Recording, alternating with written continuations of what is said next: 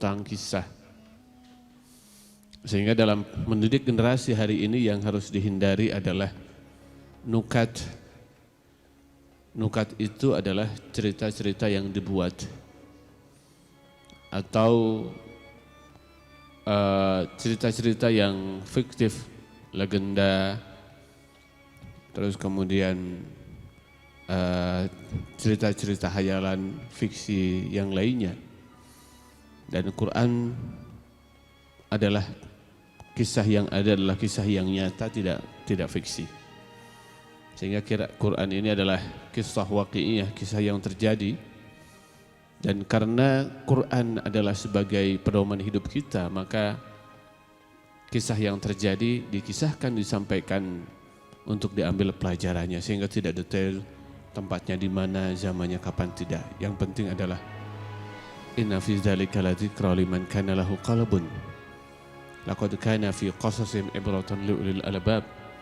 Dalam kisah itu ada peringatan bagi mereka yang punya qalbun. Sungguh dalam kisah mereka ada pelajaran bagi orang-orang yang berfikir ulul albab. Maka Nabi Yahya ini dikisahkan cukup panjang dalam Al-Quran. Salah satunya dalam surah Maryam. Allah mengatakan a'udzubillahi minasyaitonir rajim. Zikru rahmati rabbika 'abdahu Zakaria iznada rabbahu nidaan khafiyya. Qala rabbi inni wahanal 'azmu minni washta'ala ar-ra'su syaiba wa lam akum bidu'aika rabbi syakiyya. Nabi Zakaria pada waktu itu usianya sudah 77 tahun. Tentunya ini adalah usia yang cukup tua dan tidak layak, bukan tidak layak, tidak wajar di usia tersebut seseorang memiliki putra. Tapi subhanallah, disinilah ini adalah pelajaran bagi mereka yang sudah lama menunggu kedatangan seorang anak. Jangan pernah berputus asa. Seorang nabi mulia itu usia yang sudah panjang, sudah lanjut, sudah renta, tetapi masih punya harapan optimis untuk dianugerahi seorang putra. Zikru rahmat rabbika 'abdahu Zakaria. Al-Quran ini menjelaskan tentang rahmat Rabbnya terhadap hambanya. Lihat, Zakaria disebutkan itu adalah hamba Allah, Zakaria. Ini Nabi Zakaria ini terinspirasi dengan kisah Maryam. Maryam itu ketika berada di mihrab, itu selalu berzikir pagi dan petang. Setiap pagi dan petang selalu ada makanan. Makanan itu selalu ada dan Zakaria tahu tidak ada yang membawa makanan ke sini. Satu hal yang digarisbawahi oleh Nabi Zakaria, buah-buahan yang hadir pada waktu itu buah-buahan yang bukan musimnya. Musim panas tapi buah-buahan hadir, yang hadir adalah musim buah-buahan di musim dingin. Ketika itu musim dingin, sedangkan buah-buahannya adalah buah-buahan yang ada pada musim panas. Maka Nabi Zakaria tahu, oh ini rizki dari Allah Subhanahu wa ta'ala. Maka atas dasar itulah Nabi Zakaria terus optimis walaupun sudah tua. Perempuannya wamra'ati akir, istrinya juga mandul, tapi harapan kepada Allah itu ingin. Selalu ada harapan dan ingin memiliki putra. Maka kemudian iznada rabbahu nidaan khafiyya. Tak kala itu Nabi Zakaria berdoa memohon kepada Allah Subhanahu wa ta'ala dengan nidaan khafiyya, panggilan yang lembut. Jadi kalau kita berdoa itu berdoa dengan panggilan yang lembut. Nabi Zakaria mengatakan, ya Allah, dalam hati. Ya, tidak terdengar oleh telinga, diucapkan oleh lisan tapi tidak terdengar oleh telinga. Ya Rabbi, ya Rabbi, ya Rabbi. Kemudian Allah Subhanahu wa ta'ala mendengar itu. Kemudian Allah mengatakan labbaik, labbaik, labbaik. Ya, wahai Zakaria, iya. Labbaik itu iya, ada apa? Aku hadir untukmu, begitu bahasa kitanya. Ya kan? Maka kemudian doanya adalah Rabbi inni wahanal 'azmu minni wasta'ala ar-ra'su syaiba. Ya Rabbku, sungguh tulangku telah lemah Inilah, lihat, doa itu begitu. Kita berdoa kepada Allah itu kita merasakan dan kita mengucapkan kelemahan kita. Rabbi inni wahanal azmu minni, ya Rabb, tulangku telah lemah, telah rapuh. Wasta'alar ra'su syaiba, kepalaku ini telah menyala, ista'ala menyala, menyala dengan uban. Jadi maksudnya kepala ini sudah putih semua. Ini menandakan bahwasanya usia tidak lagi muda. Ya Rabb, tubuhku sudah lemah, usiaku sudah tua. Lam akum bidu'aika rabbi syakiyya. Tapi aku tidak pernah kecewa terhadap doa-doa yang kupanjatkan, engkau selalu kabulkan. Lihat, jadi usia tua itu bukan halangan. Sampai hari ini keinginan-keinginan kita belum terkabul, bukan halangan. Terus berdoa. Jadi sehingga ulama mengatakan beginilah, ya, orang yang beriman itu yang tua boleh, usia boleh tua, tapi keyakinan kita, harapan kita selalu muda memohon kepada Allah Subhanahu wa taala itu. Jadi ulama mengatakan ini ketika kita berdoa itu munculkan bahwasanya kita lemah di hadapan Allah Subhanahu wa taala. Nyatakan kelemahan kita, Rabbi inni wahanal azmu minni. Bahkan di sini lemahnya luar dan dalam. Jadi lemah fisik, telah rapuh ya Rabb tulang-tulangku ini. Ya, kemudian ya, rambut ini telah memutih. Jadi memang kalau rambut telah memutih itu artinya usia kita telah tidak lagi muda.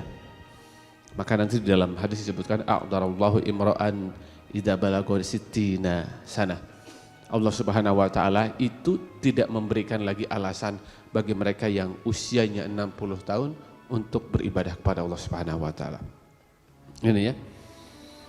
Itu dan usiaku sudah tua, sudah 77 tahun. Wa mraati akhir, istriku mandul. Jadi kalau laki-laki usia tua rasa-rasanya itu masih ada harapan kalau istrinya subur. Tapi ini suaminya sudah tua, istrinya mandul pula. Ya kan? Maka tidak ada yang bisa menghadirkan itu semua kecuali doa. Ya. Wa inni khiftul mawaliya min wara'i wa kanat imra'ati akhira. Lihat. Dan sungguh aku khawatir terhadap kerabatku sepeninggalku. Istriku ini sudah mandul. Fahabli min ladunka waliyya ya Rabb, anugerahkan. Fahabli, anugerahkan ya Rabb, waliyya, seorang anak dari sisimu. Jadi ini ada pelajaran penting. Ini ketika kita berdoa adalah ketika kita keinginan-keinginan kita belum terkabul, maka seolah-olah ayat ini merupakan doa taruhan kita dengan Allah Subhanahu wa taala. Anda pernah berdoa begitu tidak? Doa tapi taruhan. Yarisuni wa yarisu min ahli Yaqub. Ya Rabb, hadirkan itu. Karena anak itu akan mewarisi kesolehanku dan kesolehan kedua orang tuaku. Kesolehan buyutku, Yaqub, keluarga Yaqub. Waj'alhu rabbi radiyah. Jadikan anak itu adalah anak yang engkau ridhoi. Jadi seolah-olah ayat ini mengatakan begini teman-teman. Ya Allah, berikan anak. Jika engkau berikan anak kepadaku, akan kujadikan dia seorang anak yang soleh, akan kujadikan dia pewaris kenabian dan kesolehan leluhurku. Ini ada yang sudah lama belum punya anak teman-teman? Ada Pak, tapi belum menikah, itu beda lagi ya. Ini yang sudah menikah, belum juga kunjung lahir seorang putra, ini doanya. Bertaruhlah dalam doa itu dengan Allah. Ya Rabb, anugerahkan putra. Jika engkau anugerahkan putra, akan kujadikan dia anak soleh. Aku akan kujadikan dia pewaris kesolehanku dan kesolehan leluhur-leluhurku para nabi itu. Yang unik di sini teman-teman, lihat. Ya, wa mra'ati akhira fahabli min ladunka. Fahabli, anugerahkan min ladunka, dari sisimu. Waliya, seorang anak itu. Jadi sebetulnya kan bisa saja fahabli waliya min ladunka, anugerahkan seorang anak di sisimu, ya kan, dari sisimu.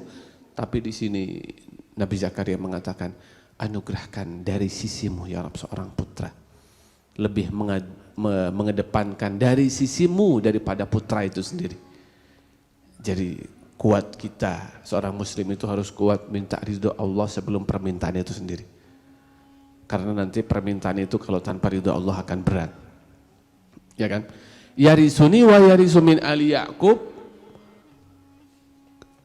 Nabi itu akan mewarisiku dan mewarisi kenabian dari ayah Ya'qub. Jadi kalau Nabi itu memang tidak mewariskan apa-apa teman-teman. Ya, nahnu ma'asyiral anbiya la nuras ma taraknahu shadaqah. Kita para nabi ini enggak mewariskan apa-apa. Harta enggak ada. Ya, apa yang kami tinggalkan itu sedekah. Ya. Dan ini unik, yarisuni wa yarisu min ali Ya'qub, dia akan mewarisi kesolehanku dan kesolehan keluarga Ya'qub. Tidak dikatakan dia nih ya Rabb akan mewarisi kekayaanku, tidak. Akan meneruskan usahaku, tidak. Akan melanjutkan perjuanganku di dalam harta, tidak disebut harta sama sekali. Ya, Nabi Zakaria mengajarkan kita, anak ini akan kuwarisi kesolehan dariku, melanjutkan kesolehan keluarga para nabi ini. Gitu ya. Begitu. Yarisuni wa yarisu min ali Ya'qub wa ja'alahu rabbi radiyya. Jangan lupa ya Rabb, jadikan dia seorang yang Engkau ridhai. Nah ini, maka Allah Subhanahu wa taala sang pengabul doa itu betul-betul mengabulkan doa. Ya, nanti ada dalam surah yang lain, wa Zakaria iznada rabbahu rabbi la tadarni farda wa anta khairul warisin. Dan ingatlah ketika Nabi Zakaria berdoa, rabbi la tadarni farda ya Rabb, jangan engkau tinggalkan aku farda sendirian.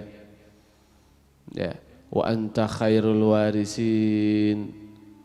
Ya, engkau adalah khairul warisin, sebaik-baiknya zat yang mewariskan keturunan.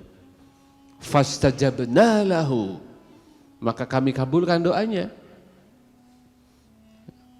Kami kabulkan doa Zakaria itu. Wa wahabna lahu Yahya, kemudian kami hibahkan, kami anugerahkan kepada Zakaria Yahya, seorang nabi yang namanya Yahya. Wa aslahna lahu zaujah, bahkan Nabi Yahya itu dalam Quran yang lain, ayat yang disebutkan lam naj'al lahu min qablu samia, belum ada seorang nabi pun yang namanya Yahya. Sebelum itu ya, itu belum ada nabi yang namanya Yahya. Sebagaimana Nabi Muhammad juga belum ada itu di zaman itu seorang nabi yang namanya Muhammad. Ya kan? Ketika Rasulullah SAW itu masa mudanya, ketika masa muda kemudian melakukan perjalanan ke Syam itu, dicegat oleh para pendeta itu kemudian dikatakan ini akan menjadi seorang nabi, gitu ya.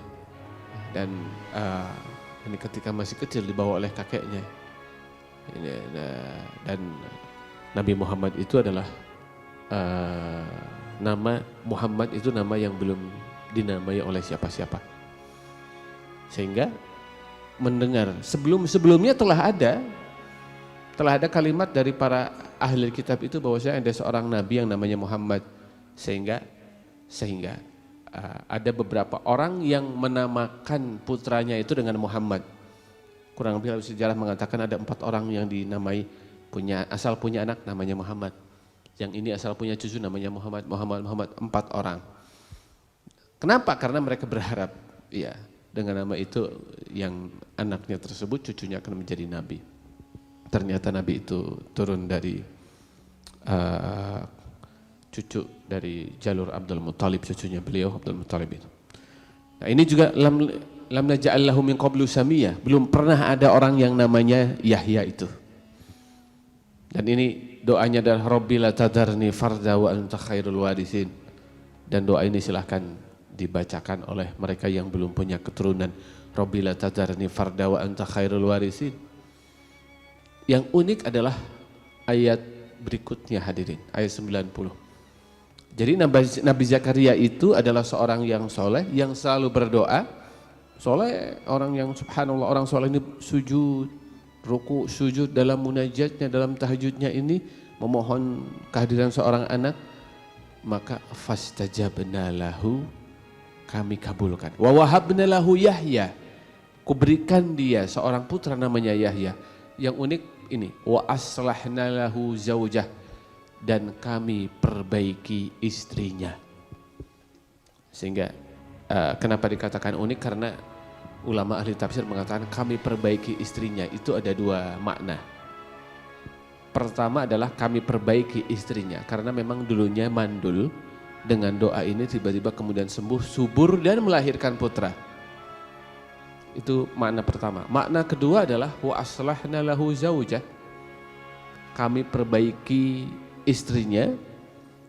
Ini artinya adalah istri Nabi Zakaria dulunya tidak soleh, setelah rajin ibadah, selalu bermunajat, berdoa, istrinya menjadi istri yang solehah. Istrinya tidak solehah dulunya, sekarang solehah. Jadi para bapak kalau ingin istrinya solehah, rajin ibadah, munajat ibadah, setelah rajin ibadah, munajat, istrinya solehah. Jadi penting sekali istri yang soleh itu, Bu. Jadi ibu kalau ngomel 5 menit saja, itu ya, bapak-bapak nggak bisa tidur itu. Ngomel setengah jam bisa-bisa stroke. Ya kan? Penting seorang istri yang solehah itu. Maka dua-duanya masuk di dalam ayat ini. Istrinya menjadi istri yang subur, kemudian melahirkan putra Yahya. Di samping itu istrinya menjadi istri yang solehah.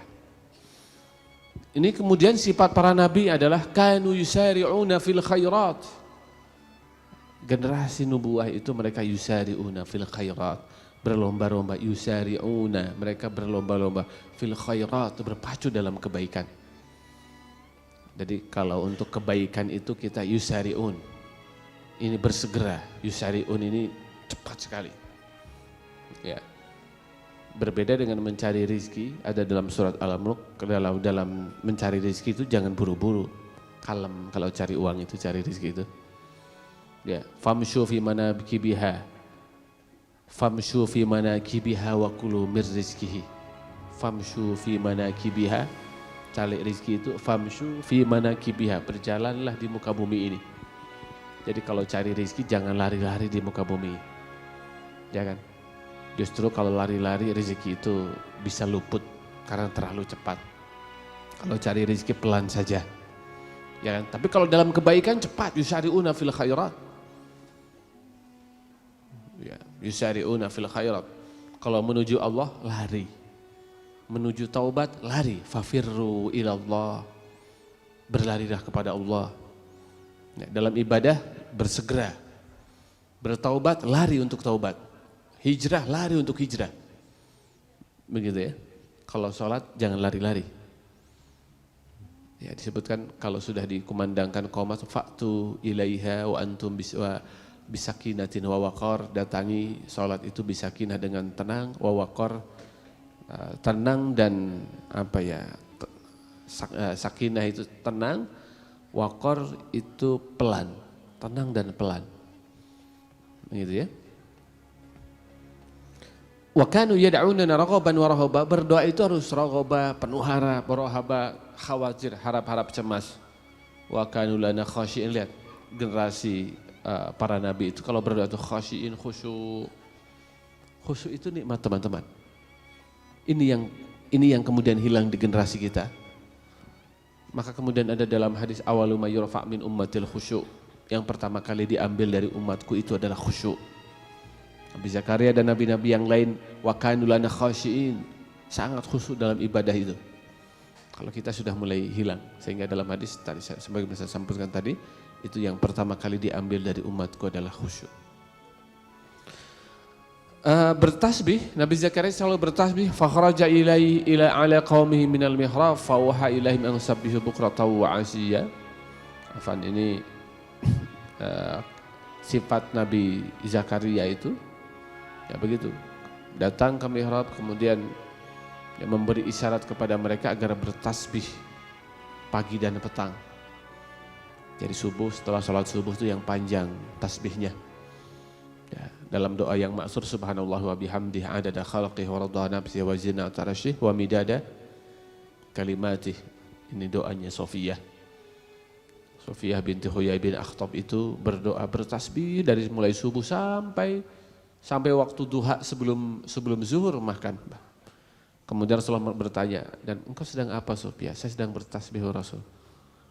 Tasbihmu itu bagus, tapi mau tidak ku ajarkan tasbih cukup engkau baca 3 kali, pahalanya sama dengan bertasbih pagi sampai siang.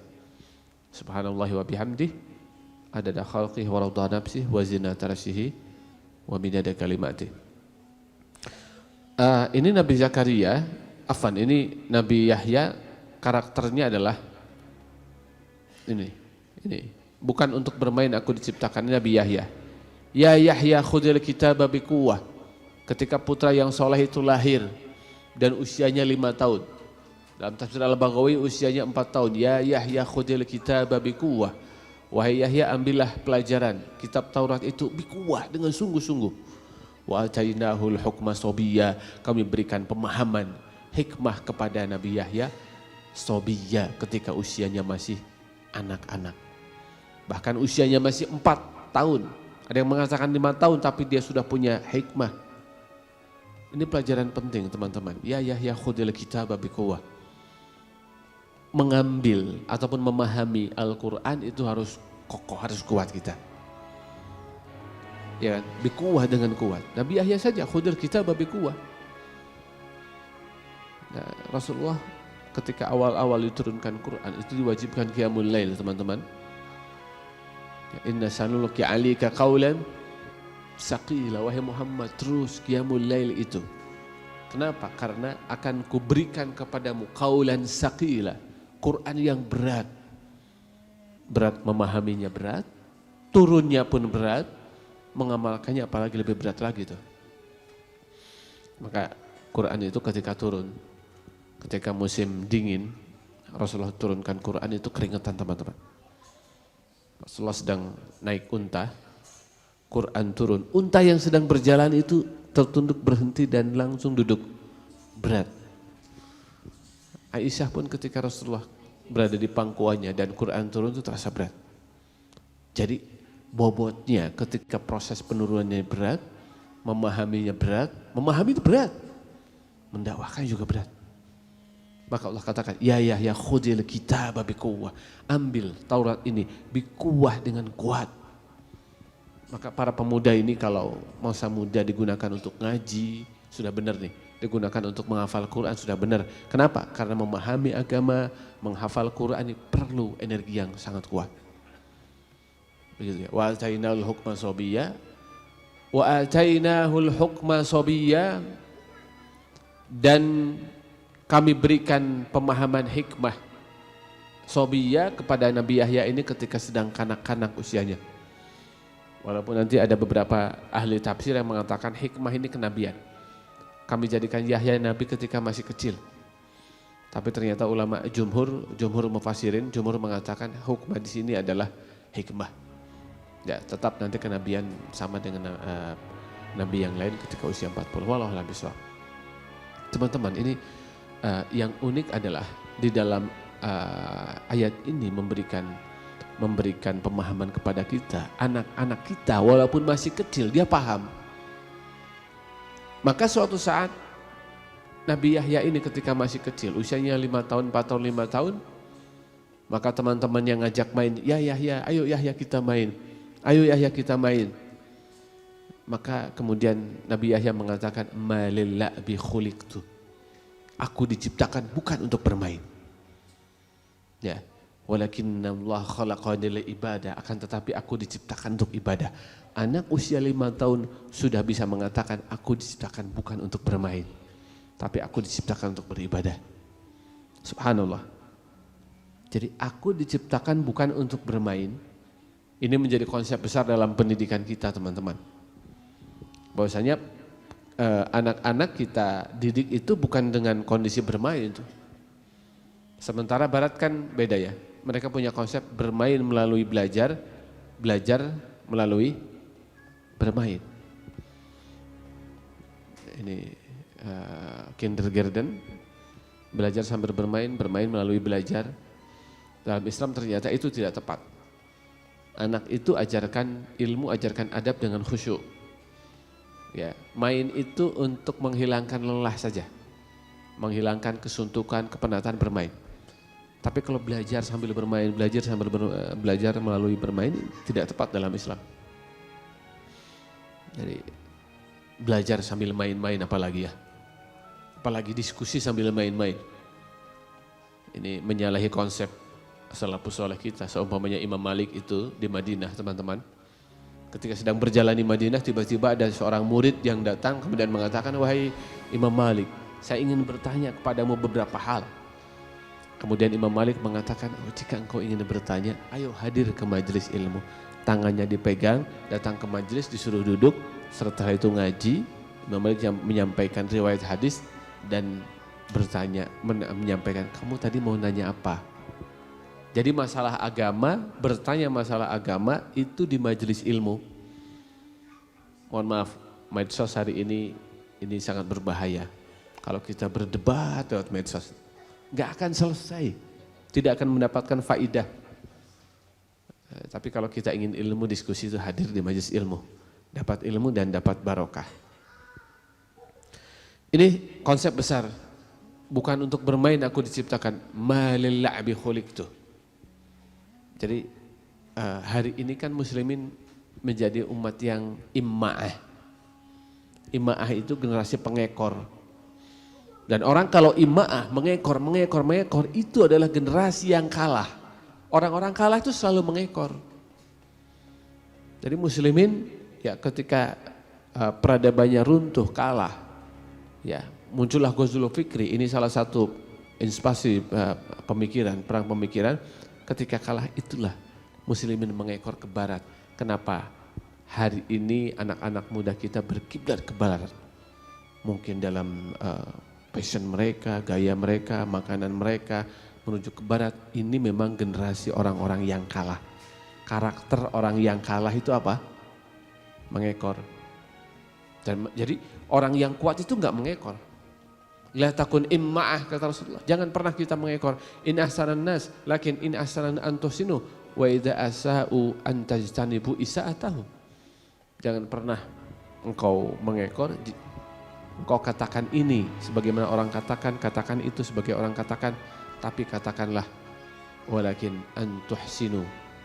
Tapi engkau harus benar, engkau harus berbuat baik walaupun orang lain berbuat buruk. Ya. Itu berikutnya adalah sifat para nabi. Ya, ini Nabi Zakaria ini subhanallah punya putra namanya Yahya, ini lembut sekali. Yahya sejak kecil usia 4-5 tahun sudah faham Taurat, ya sudah hikmah, memiliki hikmah. Hikmah itu ucapan-ucapan nasihat-nasihat bijak, itu hikmah. Dan berkesesuaian antara apa yang ia lakukan dengan apa yang ia sampaikan, itu hikmah. Hikmah. Dan ini perlu dipelajari dan perlu dilatih hikmah ini, teman-teman. Para orang tua hari ini harus belajar hikmah. Berkata itu tepat, isinya adalah, bobotnya adalah pelajaran, itu hikmah. Sehingga Luqman Al-Hakim, ayah Luqman itu ketika dia ditanya, "Wahai Luqman, bukankah engkau itu dulunya adalah seorang budak yang dulu menggembalakan kambing bersama saya?" Ya, tapi subhanallah sekarang di depan rumahmu ratusan bahkan ribuan orang lain mendengarkan kalimatmu. Ya, bagaimana engkau sampai kepada hikmah begini wahai Luqman? Luqman Al-Hakim mengatakan, saya dianugerahi hikmah oleh Allah itu dengan beberapa hal.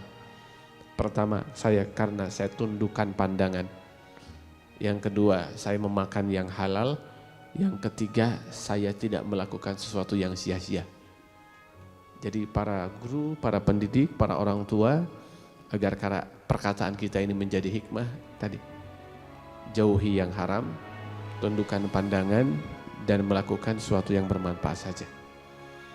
Nah ini sifat para nabi, wahananan. Kami jadikan Yahya ini penuh dengan kasih sayang. Milladunna, dari kami karakter itu. Wazakah, dan kami jadikan dia orang yang bersih. Bersih hatinya, tutur katanya, perbuatannya. Wa kana taqiyya, dia adalah seorang yang bertakwa. Maka hanan ini lembut dan kasih sayang ini teman-teman. Nanti ada di dalam Al-Bidayah wa Nihayah, Al-Imam Ibnu Katsir menyampaikan bahwasanya saking lembut Yahya ini, itu kalau makan tuh nggak bisa sendirian, dia mencari makhluk yang lain. Ya, ini termasuk seorang nabi yang sering makannya itu dengan binatang. Ya, kalau kita mungkin ya makan ada kucing, kadang-kadang kita hardik ya, kita usir. Tapi Nabi Zakaria enggak, justru nyari binatang dia baru bisa makan dengan binatang. Bahkan nanti dalam Al-Bidayah wa Nihayah, ya'kul ma'al wuhshi, dia makan dengan binatang-binatang buas, Nabi Yahya itu. Ya, binatang buasnya tidak lari. Ya, intinya Nabi Yahya ini dia penyayang binatang, teman-teman. Dia penyayang binatang dan makan dengan binatang itu. Ya, itu wahanan, lembut sekali. Bahkan suatu saat Nabi Zakaria itu kehilangan Yahya 3 hari. Ada di sini. Ya, qala bahwasanya ini saya kehilangan Zakaria ini, Nabi Zakaria mengatakan saya kehilangan Nabi Yahya. Saya kehilangan Yahya. Kenapa? Karena memang dia kasirul infirad minan nas, dia menyendiri, beristighfar, bertasbih dalam kondisi khusyuk. Bahkan ya'nas ilal barari wa ya'kul min waraqil asjar. Ya'nas ilal barari, dia tafakur, menyendiri ke padang pasir begitu ya. Dan hidupnya sederhana sekali, dia tidak rewel. Ya'kul min waraqil asjar, Nabi Yahya ini bisa makan daun-daunan gitu ya.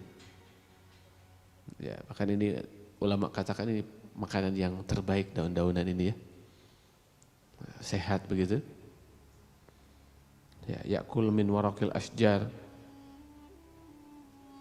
Nanti Imam Mujahid mengatakan kana ta'amu Yahya bin Zakaria al-ushb. Makanan Yahya bin Zakaria itu adalah al-ushbu, sayur-sayuran. Wa annahu kana la yabki min khasyatillah, dia sering menangis karena Allah itu.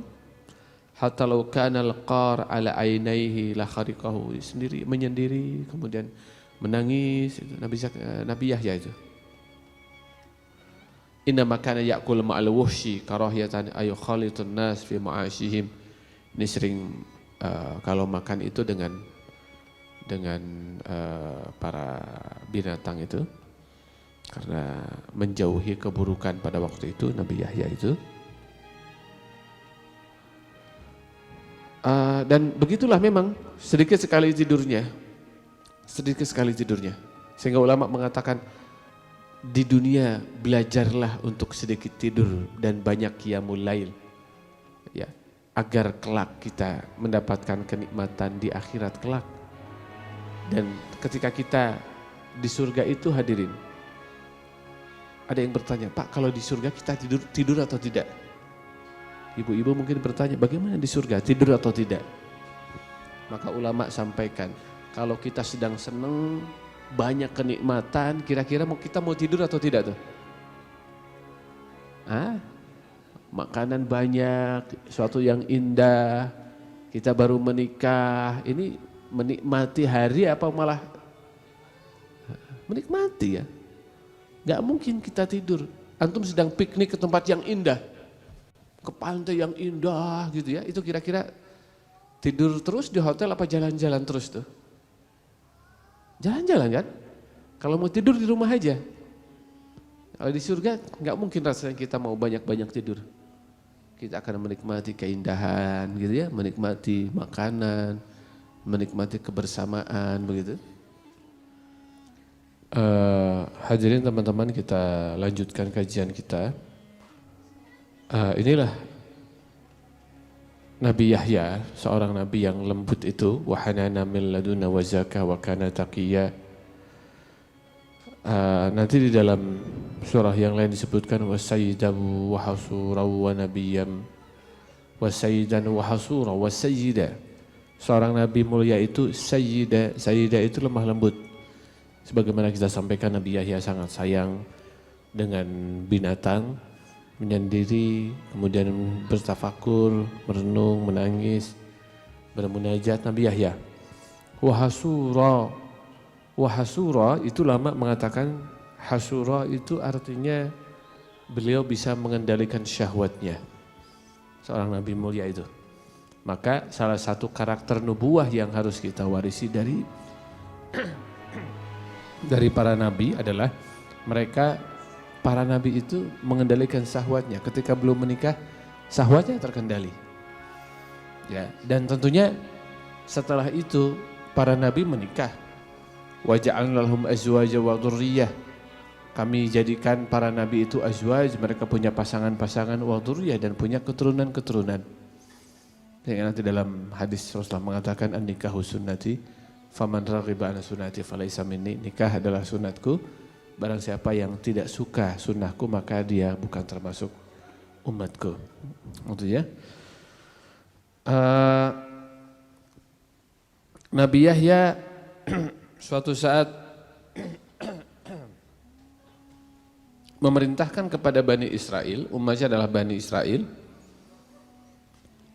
Ya, fajama'a Yahya alaihissalam Bani Israel fi Baitul Maqdis.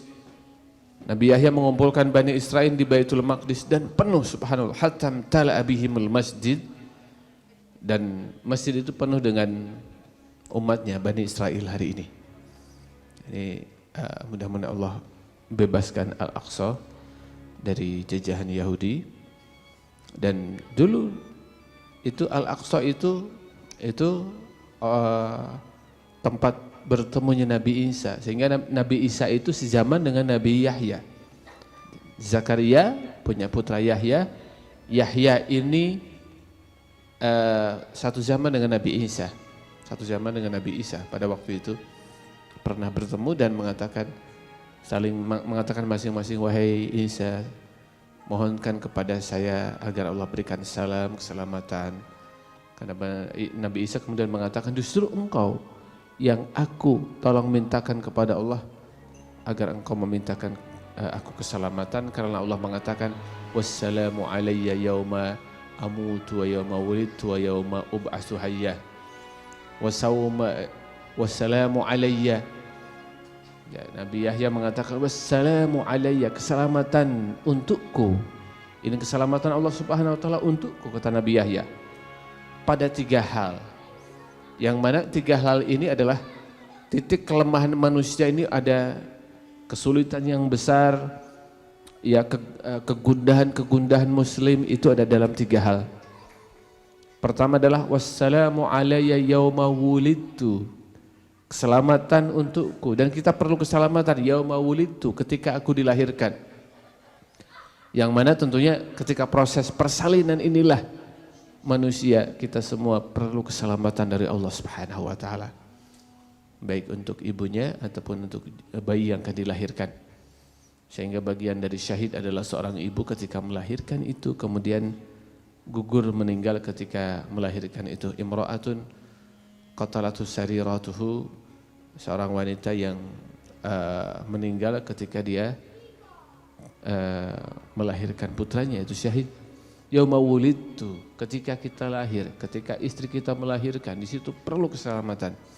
Wa yauma amutu, dan ketika aku meninggal, perlu keselamatan dari Allah Subhanahu wa taala. Betapa banyak orang yang meninggal enggak selamat. Maksudnya apa? Maksudnya di akhir usia dia tidak bisa mengucapkan la ilaha illallah Muhammadur Rasulullah. Maka man kana akhiru kalami la ilaha illallah dakhala jannah. Barang siapa di akhir usia ucapkan la ilaha illallah, dia bisa masuk surga, begitu ya. Itu teman-teman. Dan wa yauma ub'atsu hayya, dan keselamatan ketika ub'atsu hayya, pada hari berbangkit aku dibangkitkan dalam keadaan yang baik, itu juga perlu keselamatan di situ. Wassalamu alayya yauma wulidtu wa yauma amutu wa yauma ub'atsu hayya, ketika aku dihidupkan, di situ aku perlu keselamatan, dan kita semua perlu keselamatan pada hari kiamat itu. Nabi Yahya mengumpulkan seluruh Bani Israel di Baitul Maqdis, penuh pada waktu itu oleh Bani Israel. Kemudian Nabi Yahya menyampaikan 5 hal. Ya, ada 5 hal. Innallaha amarani bi 5 kalimat. Allah Subhanahu wa taala perintahkan kepada kalian untuk menyampaikan, untuk melakukan 5 hal. Yang pertama adalah anta'budullaha wa la tusyriku bihi syai'a. Engkau beribadah kepada Allah tidak menyekutukannya. Karena perumpamaan orang yang menyekutukan Allah itu adalah seperti seseorang yang punya hamba saya. Hamba saya itu kemudian dia bekerja, kemudian dia menghasilkan, kemudian penghasilan yang dihasilkan oleh hamba saya itu malah tidak diberikan ke tuannya, malah ia berikan kepada orang lain. Itu membuat marah tuannya atau tidak? Pasti membuat marah tuannya. Maka kita adalah makhluk Allah yang diciptakan oleh Allah, diberi rizki oleh Allah Subhanahu wa taala. Tiba-tiba kita beribadahnya bukan kepada sang pemberi rizki itu, tapi kepada sesuatu yang lain. Ini kenapa musyrik dosanya besar. Inna syirka la dzulmun azim. Bahkan nanti ulama mengatakan kenapa syirik dosanya besar adalah dibanding dengan kemungkaran-kemungkaran yang lain. Dibanding dengan seseorang yang berzina, seorang yang mabuk, minum minuman keras, seorang yang membunuh, musyrik masih lebih besar dosanya itu. Jawabannya adalah karena kemaksiatan itu perlu syahwat. Ya. Kemaksiatan itu mencuri perlu syahwat, perlu keinginan, ya kan? Berzina karena ada syahwat. Ya, seseorang membunuh ada syahwat dendam. Mereka melakukan itu karena syahwat, sedangkan menyekutukan Allah itu tidak ada syahwat.